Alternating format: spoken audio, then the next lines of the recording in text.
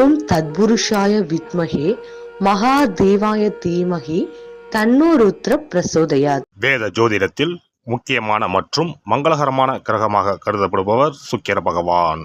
அன்பு, அழகு, செல்வம், ஆடம்பரம் மற்றும் வாழ்க்கை வசதிகளை தீர்மானிக்கும் கிரகமாக விளங்குகிறார் சுக்கிர பகவான். சுக்கிர பகவான் பொதுவாக சுமார் 25 நாட்களுக்கு ஒருமுறை தனது ராசியை மாற்றுவார். அந்த வகையில் வரும் மார்ச் மாதம் 26ஆம் தேதி வியாழக்கிழமை அன்று அதிகாலை 5:30 மணிக்கு மீனராசியில் இருந்து வெளியேறி மேசராசிக்கு பயிற்சியாக உள்ளார். சுக்கிர பகவான் மேசராசியில் ஏப்ரல் மாதம் 19ஆம் தேதி பிற்பகல் 3:51 வரை பயணம் செய்வார். இந்த சுக்கிர பயிற்சியானது மிகவும் சிறப்பு வாய்ந்தது. ஏனெனில் இது விசுவாசு ஆண்டின் இறுதி சுக்கிர பயிற்சி ஆகும். அதே போல இது பாலபவம் வருடத்தின் வரக்கூடிய முதல் சுக்கிர பயிற்சி ஆகும். இந்த சுக்கிர பெயர்ச்சி உங்கள் வாழ்வில் பல மாற்றங்களை தரப்போகிறது. குடிசையில் இருந்த சில ராசிக்காரர்களின் வாழ்க்கை இப்போது கோபுரத்தில் ஏறப்போகிறது. பணம் பல வழிகளில் இருந்து வரப்போகிறது. இதுவரை இருந்து வந்த உடல் உபாதைகள் படிப்படியாக குறையப் போகிறது. பட்ட கடனை அடைக்க புது வழிகள் பிறக்கும். நடக்கப்போகும் இந்த சுக்கிர பெயர்ச்சியால் உங்கள் வாழ்வில் வளமும் நலமும் செல்வ செழிப்பும் பெற்று வாழ்வில் உயரிய நிலையை அடைய எல்லாம் வல்ல எம்பெருமானை வேண்டி விரும்பி கேட்டுக்கொள்கிறேன். தனுசு ராசி அன்பர்களே, நீங்கள் அனைத்து பிரச்சனைகளையும் உங்கள் வாக்கு சாதுரியத்தால் சமாளிப்பீர்கள். ஆனால் எந்த காரியத்தையும் தள்ளி போடுதல் கூடாது. குடும்பத்தில் திருமணம் போன்ற சுபகாரியங்களை நடத்தி மகிழ்வீர்கள். உங்களின் சுய முயற்சினால் செயற்கரிய செயல்களை செய்வீர்கள். அதிக வேகமில்லாமல் நிதானமாகவும் பொறுப்புடனும் காரியமாற்றுவீர்கள். உங்களின் புத்திசாலித்தனம் அதிகரிக்கும். தெய்வ வழிபாடுகளில் மனம் ஈடுபடும். வீண் பழி சொற்களில் இருந்து விடுபடுவீர்கள். சிலருக்கு வீடு மாற்றம், இடமாற்றம் ஆகியவை நடக்கும். உங்களின் இரக்க குணத்தால் மற்றவர்களுக்கு உதவி செய்வீர்கள். அதே நேரம் சிலருக்கு முழங்கால் வலி, மூட்டு வலி ஆகியவை ஏற்படலாம். குடும்பத்தில் சிறிது மருத்துவ செலவுகள் செய்ய நேரலாம். அதோடு சில நேரங்களில் உங்களின் உடல் உழைப்புக்கு ஏற்ற ஊதியம் கிடைக்காமல் போகலாம். பெரியவர்களின் கோபத்திற்கும் ஆளாக நேரலாம். மற்றபடி குடும்பத்தில் அமைதி நிலவும். தாயார் வழி உறவுகள் சீராகும். உங்களுக்கு எதிராக கலகம் செய்தவர்கள் அடங்குவார்கள். எதிர்பார்த்த இடத்தில் இருந்து பணவரவு உண்டாகும். புதியவர்களுக்கு உங்களால் இயன்ற உதவிகளை செய்து அவர்களின் ஆதரவையும் அன்பையும் பெறுவீர்கள். இந்த காலகட்டத்தில் உங்களின் செயல்களில் விவேகம் அதிகரிக்கும். அரசாங்கத்திடம் இருந்து பாராட்டும் வெகுமதியும் கிடைக்கும். வீடு வாகனம் வாங்கும் யோகம் உண்டாகும். சிலருக்கு தலைமை பொறுப்புகள் கிடைக்கும். முக்கியமான பூஜைகள், ஹோமங்களை இல்லத்தில் நடத்துவீர்கள். அசையா சொத்துக்களால் வருமானம் வரத் தொடங்கும். வெளிநாடு செல்ல முயற்சிப்பவர்களுக்கு அந்த வாய்ப்பு கிடைக்கும். உங்களின் முகத்தில் வசீகரம் உண்டாகும். பிறரை கவரும் வகையில் பேச்சு திறமை அதிகரிக்கும். குடும்பத்தினருடன் ஏற்பட்ட பிரச்சனைகள் நீங்கும். உங்களுக்கு கீழ் பணிபுரிபவர்களுக்கு தக்க அறிவுகளை வழங்கி அவர்களை உங்களுக்கு ஆதரவாக்கிக் கொள்வீர்கள்.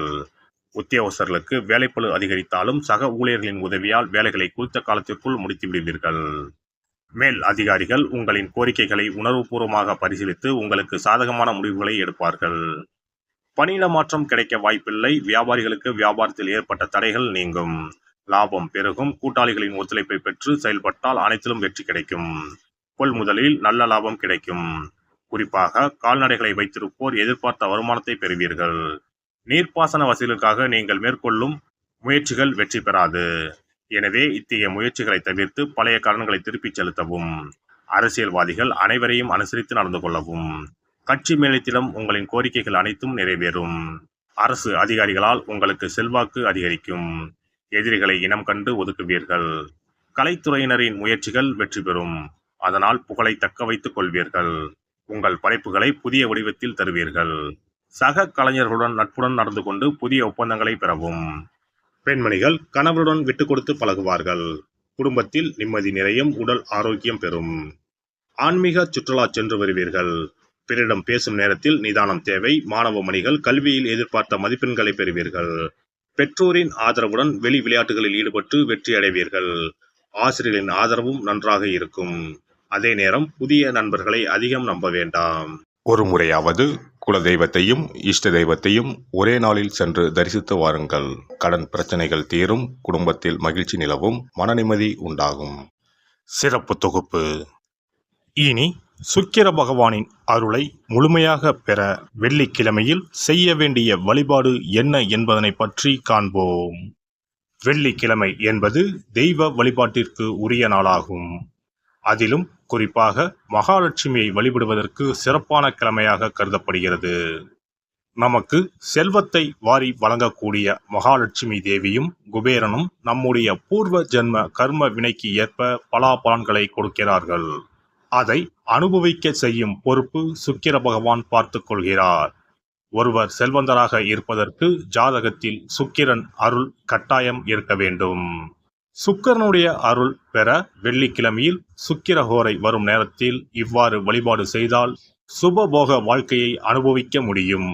ஒருவருடைய ஜாதகத்தில் சுக்கிரன் நீச்சம் பெற்றால் உடல் ரீதியான ஆரோக்கிய ரீதியான பாதிப்புகள் ஏற்படும்.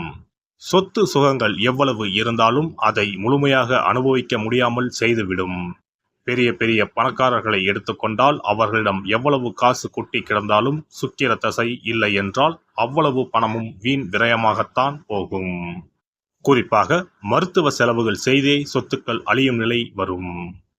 இதற்கு சுக்கிர பகவானுடைய வழிபாடு நல்ல ஒரு பலனை கொடுக்கும்.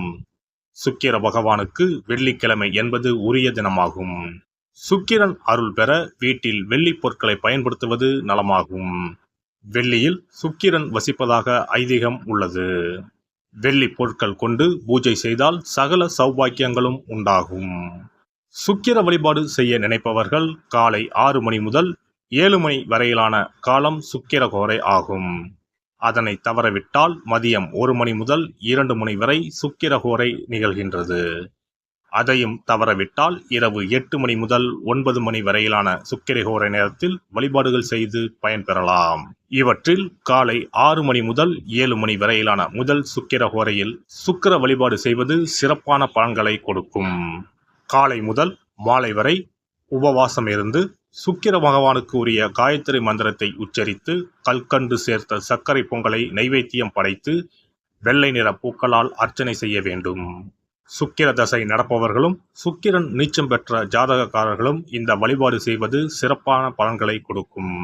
சுக்கிர தசை நடக்கும் பொழுது சுக்கிர வழிபாடு செய்து வர வருமானத்தை சுகமான வாழ்க்கை வாழ்வதற்கு உரிய வகையில் பயணிக்க செய்யும்.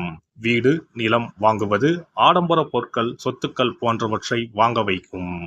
அதுவே சுக்கிரன் நீசம் பெற்ற காலத்தில் இந்த வழிபாடு செய்பவர்களுக்கு வீண் விரயங்கள் இல்லாமல் ஓரளவிற்கு வறுமையிலிருந்து பிழைக்கச் செய்யும்.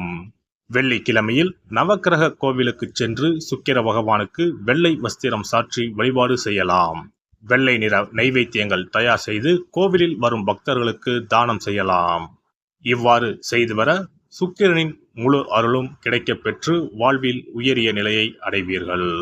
எல்லாம் வல்ல இறையருளால் நீங்களும் உங்கள் அன்பு குடும்பமும் உடல் நலம், நீலாயுள், நிறை செல்வம், உயர் புகழ், மெய்ஞானம் ஓங்கி வாழ்க வளமுடன். இந்த வீடியோ பதிவு உங்களுக்கு பிடித்திருந்தால் லைக் பண்ணுங்க, கமெண்ட் பண்ணுங்க, ஷேர் பண்ணுங்க, மறக்காம சப்ஸ்கிரைப் பண்ணுங்க, பக்கத்துல இருக்கிற பெல் பட்டனை கிளிக் பண்ணுங்க. நன்றி, வணக்கம். ஓம் நமச்சிவாய, சிவாய நம.